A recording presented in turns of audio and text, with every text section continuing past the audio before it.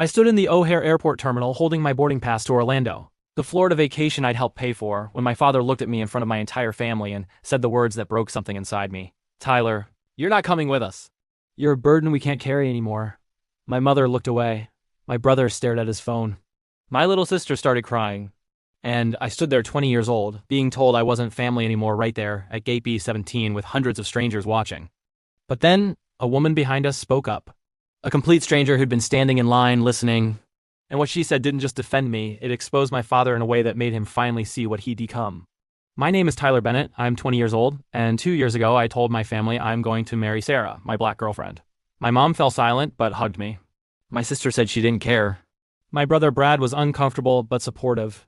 But my father looked at me like I'd become a stranger. Like the son he'd raised had died and been replaced by someone he didn't recognize. Since then, every family gathering has been tense, every conversation forced. Every attempt I made to connect with him was met with cold distance or barely concealed disappointment.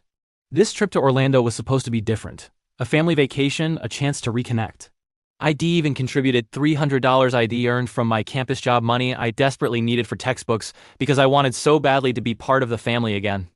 The rejection started small. After I told him about Sarah, Dad stopped asking about school. He stopped coming to my theater performances, he used to come to all of them. He stopped texting me randomly like he used to. Family dinners became uncomfortable. He talked to Brad about law school, to Emily about her college plans. But when I spoke, he'd give one-word answers and change the subject. How was your acting class, Tyler? Good. That's nice. Brad, tell us about the case you're working on. Every time. Like I was a box to check before moving on to his real children. Last Christmas was the worst. We went around the table sharing what we were proud of from the year. I'm proud of Brad passing the bar, Dad said. I'm proud of Emily making honor roll. He skipped me entirely. Just moved on to talking about work. Dad? I said quietly. What about me? He looked uncomfortable. What about you, Tyler? Aren't you proud of anything I did this year? I'm sure you did fine in school, he said dismissively. I'd made Dean's List. I'd been cast in the lead role in the spring play. I'd won a creative writing award. But he didn't know any of that because he'd stopped asking. 6 months ago, he started making comments. When are you going to get serious about your future, Tyler? Theater isn't a real career. You need to think practically. Maybe transfer to business school. I don't want to study business. Dad. Of course you don't. You never want to do anything difficult. The real issue wasn't my major. It was me. My existence as his son, dating a black woman, was the difficulty he couldn't handle. 3 months ago, they planned this Orlando trip. Disney World, Universal Studios, a family vacation like when we were kids. You should come, Tyler, Mom said. I don't know if Dad wants me there. Of course he does. It's a family trip. But when I asked Dad directly, he was non-committal. If you can get the time off school, I can. Do you want me to come? It's a family vacation. You're part of the family. Said like an obligation, not an invitation. I worked extra shifts at the campus bookstore. Saved $300, a huge amount for me. Bought my plane ticket. Told my roommate I'd finally be spending real time with my family. The morning we left, Dad barely spoke to me on the drive to O'Hare. Mom tried to fill the silence with cheerful chatter about the trip. At the airport, we checked bags. Brad talked about his girlfriend meeting us in Orlando. Emily was excited about the rides. I tried to participate, but Dad kept his back to me, physically positioning himself so I was outside the family circle. We got through security, found our gate. The flight was in an hour. That's when Dad pulled Mom aside. I saw them talking, him gesturing, her looking distressed. Then he walked over to where I was sitting. Tyler, we need to talk. Something in his tone made my stomach drop. He didn't sit down, just stood there, looking down at me. This isn't working. What isn't working? You coming on this trip? It's supposed to be family time. I am family. He struggled for words. You're different now. You've made choices that make things difficult. And this trip is about relaxation, about being comfortable. Your presence makes people uncomfortable. I felt like I'd been slapped. People meaning you? Meaning all of us. Your mother is stressed trying to keep the peace. Brad and Emily have to walk on eggshells. And I just can't pretend everything's normal when you're determined to be different. Different meaning dating a black woman. Different meaning making everything about your choices instead of just being part of the family. I haven't said anything about Sarah. I just exist, Dad, that's all I'm doing. Existing. People were starting to stare. Dad's voice was getting louder, and we were in a crowded gate area. Look, he said, trying to sound reasonable. I think it's better if you don't come. Take your ticket, get a refund. Use the money for school or something. I paid $300 for this ticket. Money I needed for textbooks. I worked extra shifts. I did this because I wanted to be with my family. And I'm telling you that here's going to ruin the trip for everyone else. Everyone else or just you? His jaw tightened. Go home, Tyler, you're not coming with us. My mother had come over, tears in her eyes. Mark, don't do this. Susan, he's making everyone uncomfortable. This is supposed to be a relaxing vacation. He's our son. He's a burden, Dad said, loud enough that several people turned to look. He's a burden we can't carry anymore. Every family event, every gathering, we have to tiptoe around his choices. I'm done. He's not coming. I stood there, holding my boarding pass, backpack still on my shoulders, feeling like the ground was disappearing beneath me. Brad walked over, phone in hand. Dad, this is insane. Just let him come. Stay out of this, Brad. Emily was crying openly now. Daddy, please. Tyler's my brother. Tyler made his choice. Now I'm making mine. I couldn't speak, couldn't move. 20 years old and being rejected by my father in front of hundreds of strangers at an airport gate. That's when the woman spoke. She was maybe 50, black, professional looking in a business suit. She'd been standing in line for the flight, close enough to hear everything. Excuse me, she said, stepping forward. I'm sorry, but I can't stay silent after hearing this. Number 5. Escalation and maximum tension. 5:30 to 8 o'clock. Dad turned to her, annoyed. This is a private family matter. It stopped being private when you announced to this entire gate that you re-abandoning your son, she said firmly. I'm Dr. Patricia Wilson. I'm a family therapist. And what I just witnessed was emotional abuse. You don't know what you're talking about? I know exactly what I'm talking about. I've been practicing for 25 years. I've seen 1,000 versions of this. A parent who can't accept their child's choices, so they frame the child as the problem. She looked at me. How old are you? 20, I managed to say. She turned back to Dad. You just told your 20-year-old son in public that he's a burden, that he makes everyone uncomfortable, that he's not welcome on a family vacation. Do you understand what that does to a young person? He made choices, he's dating a black woman, that shouldn't be a problem. It's who he loves. And you're punishing him for it by excluding him from family events, by making him feel unwanted, by literally telling him to go away. More people were watching now, some recording on phones. Mom spoke up weakly. We're just trying to keep the peace. By sacrificing one child for everyone else's comfort? Dr. Wilson said, that's not keeping the peace. That's choosing complicity. She looked at Brad. And you. You're standing here with your phone, uncomfortable, but not defending your brother.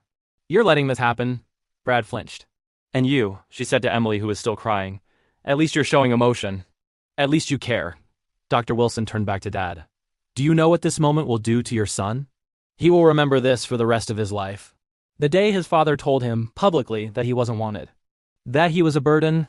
That his existence made people uncomfortable. I'm trying to protect my family. You're trying to protect yourself, she interrupted. From discomfort. From having to explain to people that your son is dating a black woman. From having to confront your own prejudices. And you're willing to sacrifice your relationship with your child to avoid that discomfort. She looked at me again. Tyler, right? I nodded. Tyler, did you do something wrong? Did you hurt someone? Did you break a law? No, ma'am. Then why are you being punished? I couldn't answer. The tears were coming now. Dr. Wilson turned to the small crowd that had gathered. This young man worked extra shifts to earn money for this trip. He is a college student who gave up money he needed for textbooks because he wanted to spend time with his family. And his father is telling him he can't come because his existence, not his behavior, his existence makes people uncomfortable. An older woman in the crowd spoke up. That's terrible. Let the boy go with his family. A man with 2 kids nodded. My son dates a girl of another race. He's still my son. Dr. Wilson continued.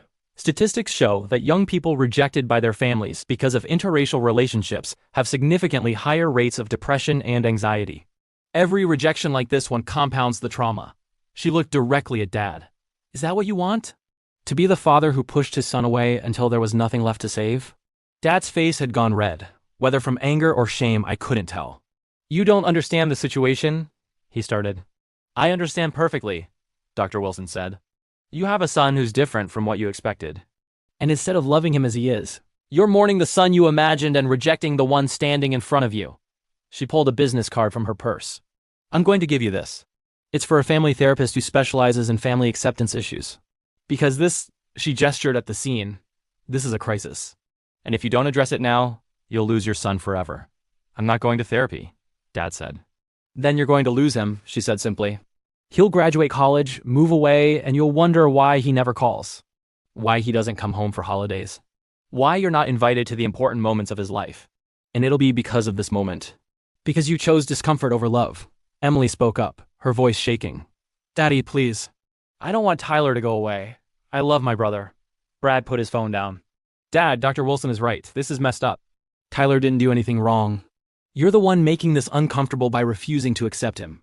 Mom was crying now. Mark, we can't do this. He's our son. He changed. No, Dr. Wilson interrupted. He was honest about who he always was. You're the one who changed. You're the one who decided that your comfort was more important than your child's well-being. An airline employee approached, a young black man with a rainbow pin on his uniform. Is everything all right here? No, Dr. Wilson said. This father is refusing to let his son board a family vacation because the son is dating a black woman. The employee's face hardened. Sir, I need you to know that this airline has a zero-tolerance policy for discrimination. If you're refusing to travel with a family member based on interracial relationships, we have the right to remove your entire party from the flight.